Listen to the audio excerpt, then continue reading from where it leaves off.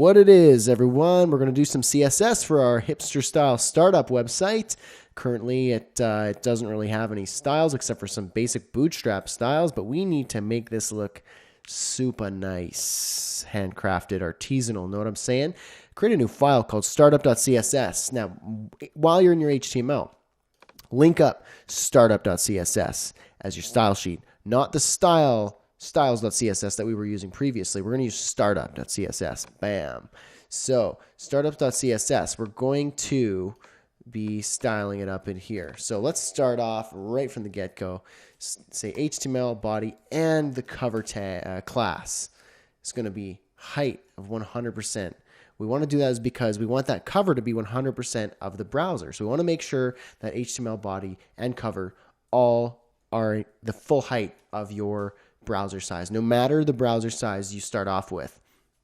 So now cover, we're going to go ahead and give it the background of URL image/couchfriends.jpg. I have that queued up in the image folder there. You should have that if you downloaded it from the course files folder. Top left, no repeat. And background size, CSS3 here, cover. So it's going to cover it. So let's see what it looks like. So here we go, refresh again. Full size, full screen background image here, text and stuff, but this looks pretty bad up here. So we need to fix that first before we go any further. So we need to, let's style the cover text, cover-text, and that's going to say text align center.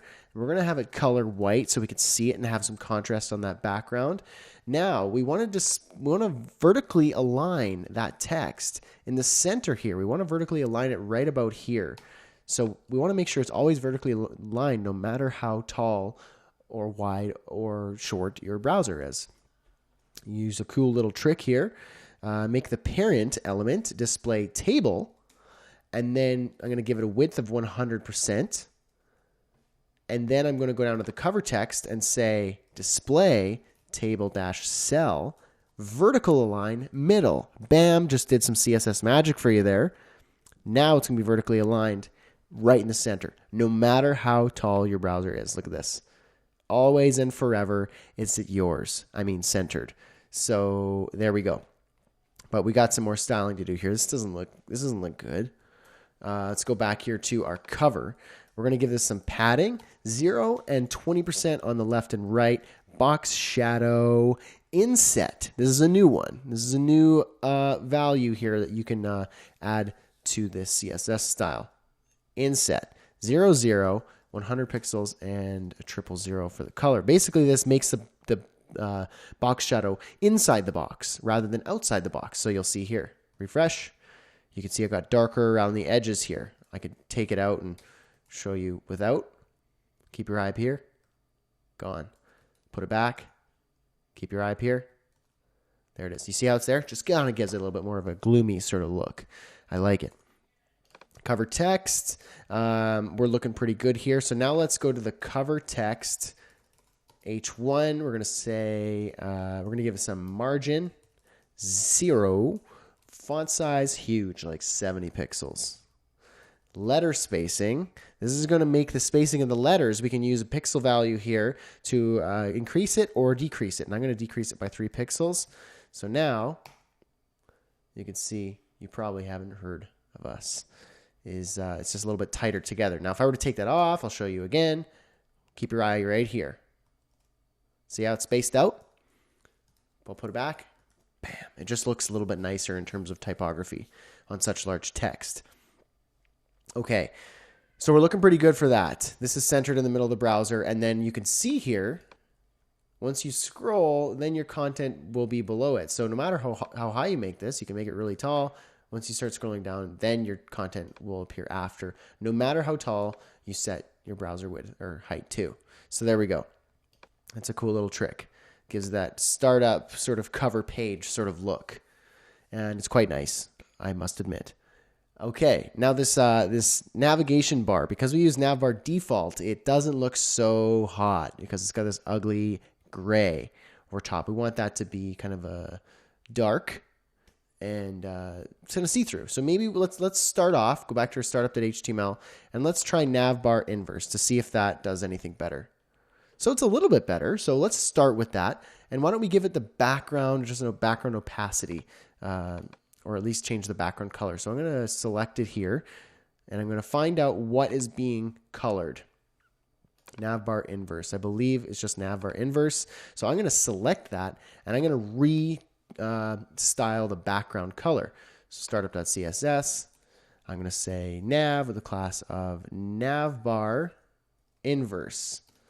And that's going to have the background of RGBA 000, right? 000, comma, okay, 0.5. So let me space this out so you can read it a bit better. So 000 and 0.5 is basically the RGB and the alpha channel. So RG and B, all zeros equals black, and 0.5 is 50% alpha channel. Makes it a little bit see-through. There you go. So now we have our see-through navigation bar. And if you want to remove that border, I'm assuming you could probably just say border none. Let's see if that does it. There it is. It's gone. Border is gone. Looking pretty good. I like it. I like it. I like it. Okay. Now we can move on to our testimonial here. So I'm going to select the testimonial class, and I'm going to say background 222, and that should be good for that. Okay. Now we need to select the block quote, and here we're going to style the block quote up a little bit and say border, no border, because right now we've got some borders and it doesn't look good. Border, margin, let's reset that to 0. Font family, let's make it Georgia. Times, okay, times and serif. And then font style, nope, not stretch.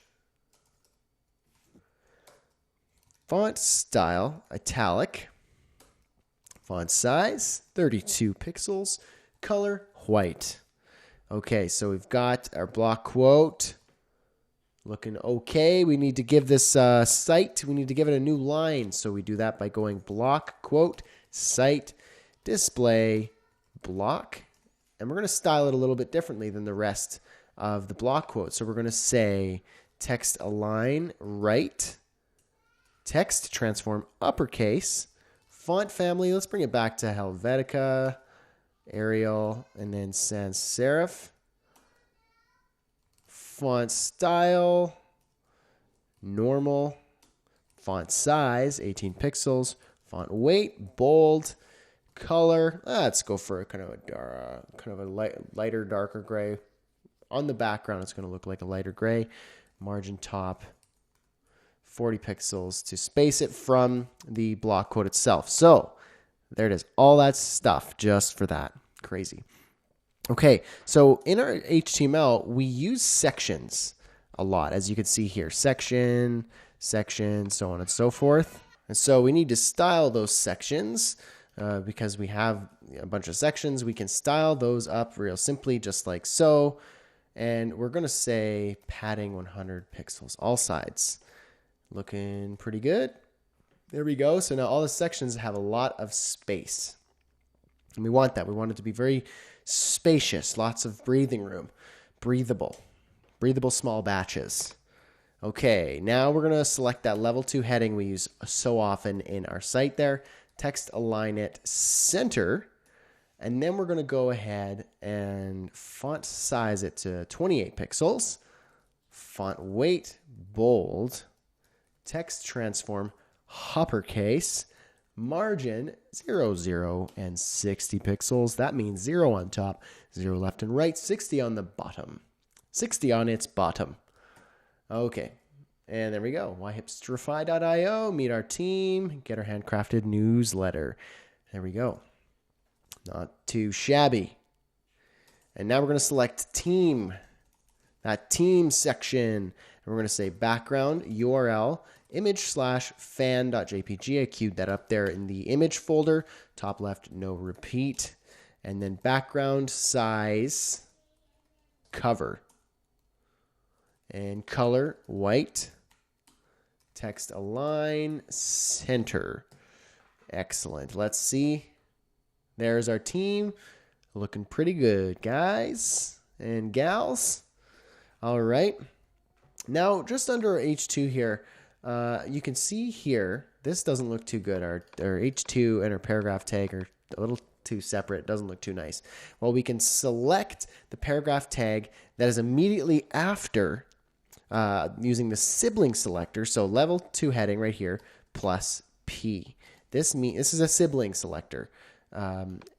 And it's going to select the sibling that is directly beside the level 2 heading here. So H2P. So it's going to select the paragraph tag, but only paragraph tags that are right next to or siblings to the level 2 headings, meaning we won't be styling every paragraph tag, which allows me to specifically style it without having to give it an ID, which just seems a little unnecessary.